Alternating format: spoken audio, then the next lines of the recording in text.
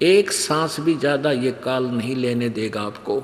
हाँ, कबीर परमात्मा की शरण में आने के बाद, जैसा कि आज दिन में आपको समझाया था, कबीरा ये तन जावेगा सके तो ठाहर ला, एक सेवा कर परम संत की और गोविंद के गुण गा।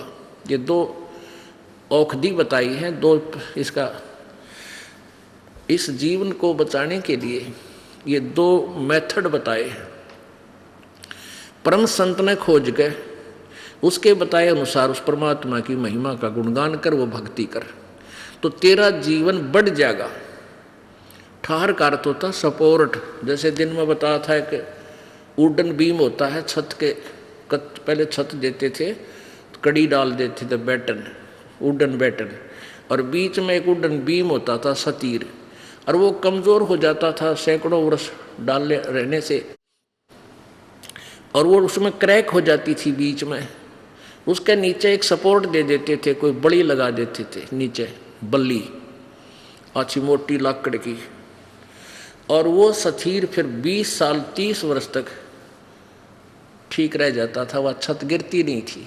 ऐसे ही परमात्मा कहते हैं, जब तक तुम परमेश्वर मेरी शरण में नहीं आओगे, कबीर जी कहते हैं, तब तक तुम्हारा केवल निर्धारित समय ही आपको मिलेगा, उससे एक सांस भी आप नहीं ले सकते। वो कहीं भी समाप्त हो जाए, रेल में हो चाहे जेल में हो, और चाहे आकाश में हेलीकॉप्टर में हो, वहीं से आपको पटक दिया जाएगा, एक सांस भी ज़्यादा नहीं ले सकते। और परमात्मा जी, कबीर जी कहते हैं, मेरी शरण में आने के बाद आपकी आयु एक्सटेंड हो जाएगी।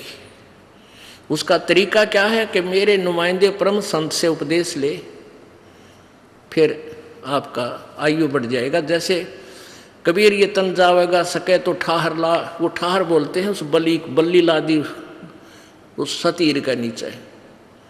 तो जीवन आपका संस्कार समाप्त होने का आ गया, आपका श्वास नहीं रही, और आपने मालिक का नाम ले रखा है, वह बल्ली ला रखी है, वह बल्ली ला रखी है, तो आप और माने 100 वर्ष निकाल दोगे।